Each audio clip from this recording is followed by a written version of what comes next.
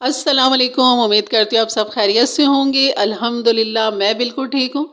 अल्लाह ताला हम सबको अपनी हिफ्ज़-ओ-मान में रखे, हर दुख बीमारी मौज़-मर्ज़ से महफूज रखे। आमीन सुम्मा आमीन।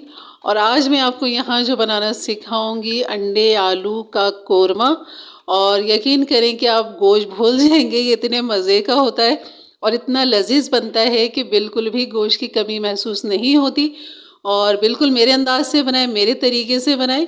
तो यहाँ मैंने अपने घर के हिसाब से 4 अंडे जो थे वो मैंने उबाल लिए थे। आलू भी छोटे वाले, छोटे गोल आलू चाहिए होंगे इसमें हमें, जो वो भी मैंने उबाल लिए थे और उनको छील लिया था।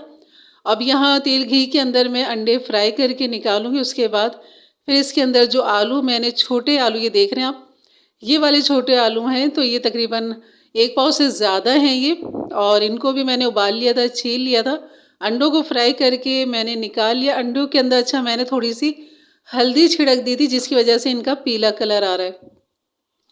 तो आपने भी यहाँ हल्दी ज़रूर डालनी है। उसके बाद फिर आप अंडे फ्राई करके निकालते हैं। उसके बाद फिर आपने आलू को फ्राई करना है इसी तरह, बिल्कुल सेम ऐसे ही कलर आएगा दोनों का, अंडों का भी और आलू का भी। और पहचानना मुश्किल हो जाएगा कि इसमें अंडा कौन सा और आलू कौन सा है। तो ये आप आगे देखेंगे। और ये देखिए कलर बिल्कुल बेहतरीन आ चुका है। ये सिर्फ हल्दी जो मैंने छिड़की थी शुरू में अंडे फ्राई करने से पहले, मतलब अंडे मैंने डाले और उसके ऊपर हल्दी छिड़क के फिर उसको फ्राई करना शुरू कर दिया था। उसके बाद फिर मैंने हल्दी नहीं डाली। उसके बाद मैंने ये आलू डाले, फिर फ्राई किए। और आपको जो थोड़ा सा तेल के अंदर जो नज़र आ रहा है ये आलू और अंडे का, तो इसको हम छान लेंगे, जैसे कि अभी आगे आपको दिखाऊंगी। और ये अंडे आलू देखें बिल्कुल लग रहे हैं ना सेम, बिल्कुल एक छोटा बड़ा थोड़ा सा फ़र्क है। तो यहाँ ले लेंगे अब इसका मसाला बनाने का। यहाँ मैंने 1 पाव दही ले ली थी। ये मेरी होममेड दही, इंशाल्लाह मैंने बनाना सिखा चुकी हूँ। लेकिन फिर भी अभी एक मैसेज था, उसमें कहा था कि आप दही जमाना दोबारा बताएं, तो इंशाल्लाह बहुत जल्द मैं बताऊँगी। और यहाँ पर हल्दी मैंने ले ली थी 1 टीस्पून, पिसा हुआ धनिया 2 टीस्पून भर के। और दही जो है वो 1 पाव है। लाल मिर्च जो है मैंने 1.5 टीस्पून ले लिया था। और नमक जो है था 1 टीस्पून ले लिया था मैंने। और यहाँ पर मैं प्याज जो डालूँगी, मतलब मैंने प्याज में हमेशा लाल करके उन्हें क्रश करके या बारीक करके चॉपर में इस तरह रख लेती हूँ, ताकि इस तरह के कौरमे के काम में आ सके। मतलब कौरमे का सालन हो या ग्रेवी हमें बढ़ानी हो तो ये प्याज बड़ी काम आती है। तो इंशाल्लाह आपको प्याज फ्राई करना भी मैं सिखाऊंगी, कैसे करते हैं और कैसे इसको ड्राई करते हैं। और बिल्कुल बाज़ार की तरह ये लजीज प्याज बनती है, बल्कि उससे भी बेहतर और अच्छी बनती है। तो यहाँ पिसा हुआ गरम मसाला था 1 टीस्पून। अच्छा प्याज जो मैंने पीसी हुई ले ली है तकरीबन 2.5 टेबल स्पून। आप 3 भी ले सकते हैं, बेहतरीन ग्रेवी बनेगी इससे। और यहाँ पर है अदरक लहसुन, ये भी 1 टीस्पून भर के ले लिया था। और ये है जायफल जवतरी का पाउडर, जो हमेशा मैं पीस के रखती हूँ, तो इस तरह फ़ौरन मेरे लिए आसानी हो जाती है। और इसको मैं हमेशा फ्रिज के अंदर रखती हूँ, क्योंकि कभी कभी किसी खानों में काम आती है। तो प्याज भी जो है मैं इसको भी फ्रिज में नीचे रखती हूँ। तो यहाँ मैंने जायफल जवतरी 1/2 टीस्पून ले लिया था। और अब हम करना है इसको मिक्स दही के साथ बहुत अच्छे तरीके से।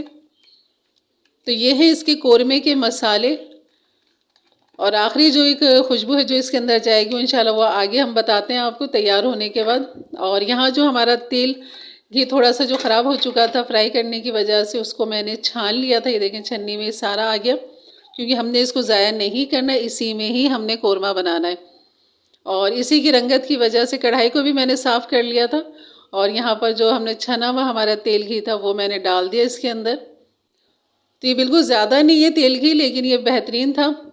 तकरीबन ये कह लें कि मेरे हंडिया के हिसाब से 2 चम्मच बड़े वाले होंगे ये।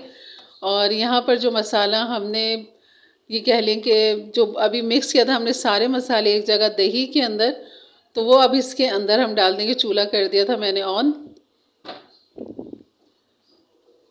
तो कभी कभी जब गोश्त का दिल नहीं करता, और यकीन करें आप ये अंडे आलू का कोरमा बनाएं, आप गोश्त भूल जाएंगे। आप कहेंगे कि सिर्फ इसमें गोश्त नहीं है, बाकी जायका सेम वही बीफ मटन वाले कोरमे का जायका है। अल्हम्दुलिल्लाह बहुत लजीज बनता है। तो यहाँ मैंने डाल दिया था इसके अंदर वो हमने जो मसाला मिक्स किया था। और इसमें अभी मैं थोड़ा सा पानी भी डालूँगी, क्योंकि मसाले को हमने हल्की आंच पे भी पकाना है 15 से 20 मिनट। और ये मैं खूब अच्छी तरह मिक्स कर रही हूँ इसको, ताकि ये अच्छी तरह इसके अंदर उबाल आ जाए और हर चीज़ जो है वो यकजान हो जाए। ये है केवड़ा। एसेंस, ये हम आखिर में डालेंगे, अभी मैं सिर्फ आपको दिखा रही थी। तो यहाँ पर जो है मसाला हमारा पक रहा है बेहतरीन, और यहाँ मैंने थोड़ा सा पानी भी डाल दिया था इसके अंदर। तो ये देखें, ये पानी डाल दिया मैंने इसमें, ताकि मसाले को अब मैं ढक के पकाऊंगी। हल्की आंच पे उबाल आ गया था इसमें, और मैंने यहाँ कर दी थी दरमियानी आंच से भी थोड़ी सी कम, और अब मैं इसे ढक दूंगी। तो 10 मिनट के बाद फिर चेक करते हैं मसाले की कंडीशन। तो ये देखें, बेहतरीन से हमारा मसाला जो है रोगन ऊपर आ चुका है, और कलर देखें रोगन का माशाल्लाह बहुत खूबसूरत कलर आया है। तो आपने भी इतने ही प्यार से इसको टाइम देना है, मसाले को भूनना है, पकाना है। और ये देखें, बेहतरीन मसाला अलग है और घी तेल बिल्कुल अलग है। तो इसका मतलब है हमारा जो कोरबे का मसाला है वो बेहतरीन तैयार हो चुका है, पक चुका है, बिल्कुल रेडी है। बस अब हम इसमें डालेंगे अपने फ्राई हुए अंडे और आलू। तो ये मैंने इसके अंदर डाल दिए अंडे और आलू, और बस अब इसको करेंगे मिक्स। बहुत जल्दी बन जाता है, झटपट बन जाता है। अगर आपके पास मेरी तरह प्याज पीसी हुई है, जायफल जवतरी पीसी हुई है, तो आपके लिए कोई मुश्किल नहीं है इस तरह के कोरमा बनाना। बीफ मटन सब कुछ आप इस तरह बना सकते हैं, लेकिन ये चीज़ें आपके पास पीसी हुई होनी चाहिए। तो मैं हमेशा अपने घर में रखती हूँ इसी तरह, ताकि मेरे लिए आसानी हो जाए। और यहाँ पर जो है, अगर आपके पास पीसी हुई प्याज ना हो तो आप सबसे पहले जब प्याज को फ्राई करके निकालें, फिर आपने अंडों को फ्राई करके और आलू को, और जब प्याज आप फ्राई करके जो निकाली है वो आप पीस लें दही के साथ। थोड़ी सी दही डालें, उसमें पानी डालें और उसे पीस लें। फिर बाकी सारे मसाले इसी तरह मिक्स करके आप इस तेल घी में पका सकते हैं। तो इस तरह कर लीजिएगा अगर आपके पास पीसी हुई प्याज ना हो तो। अभी मैंने इसमें तकरीबन आधा गिलास मज़ीद पानी डाल दिया है, ताकि इसकी ग्रेवी थोड़ी सी बढ़ा दी, ताकि इसके जब पकेगा भी 10 मिनट तो ये और कम हो जाएगी। तो इसकी थिकनेस जो रखनी है हमने बिल्कुल कोरमे वाली रखनी है। तो अब मैं इसे ढक दूंगी 10 मिनट के लिए। तो यहाँ हमारा कोरमा जो था अंडे आलू का बिल्कुल तैयार था, बेहतरीन था। अब यहाँ पर बारी आ गई थी केवड़े की। तो यहाँ केवड़ा एसेंस है ये मेरे पास, जो मैंने सिर्फ चंद कतरे डाले थे, 2-3 कतरे ही डाले थे, और उसके बाद ढक दिया था ढक्कन और चूल्हा कर दिया था बंद। अब 10 मिनट के लिए मैंने इसको छोड़ दिया था ऐसे ही। अब सर्व करके आपको दिखाती हूँ। तो माशाल्लाह इसकी लुक भी देखने में ही जितनी अच्छी है, यकीन करें खाने में ये इतनी ही मज़ेदार और लजीज था। और इसके साथ आप तंदूरी नान ले लें, बहुत लजीज लगता है, बहुत ये कह लें कि बस लाजवाब होता है। और ये बेहतरीन था।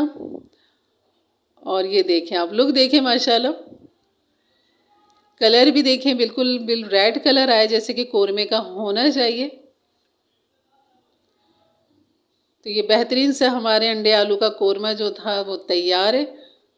तो यकीनन आपको मेरी रेसिपी अच्छी लगी होगी, तो एक लाइक कर दीजिएगा, एक कमेंट्स के साथ अच्छे से, और सब्सक्राइब ज़रूर कर दीजिएगा। बेल के बटन को ज़रूर प्रेस कीजिएगा, ताकि मेरी वीडियो का नोटिफिकेशन आपको मिले। अब मैं यहाँ सोचा आपको काट के दिखा दूँ इसमें अंडा कौन सा है और आलू कौन सा है। तो ये देखिएगा,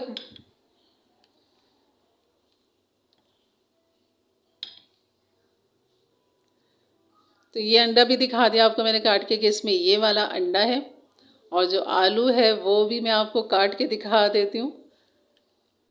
तो अंदाज़ा तो खैर हो रहा है, जो आलू थोड़े छोटे गोल हैं और अंडे जो हैं थोड़े से लंबाई में होते हैं, जैसे कि इनकी शेप होती है। तो ये मेरा मजाक था। इंशाल्लाह आपको ये वीडियो अच्छी लगी होगी, और मेरे चैनल को ज़रूर लाइक कर दीजिएगा, सब्सक्राइब कर दीजिएगा, और एक अच्छा सा कमेंट्स कर दीजिएगा। इंशाल्लाह मिलते हैं एक अच्छी वीडियो के साथ। तब तक के लिए इजाज़त दें, अपना बहुत सारा ख्याल रखें, दुआओं में याद रखें। अल्लाह हाफ़िज़।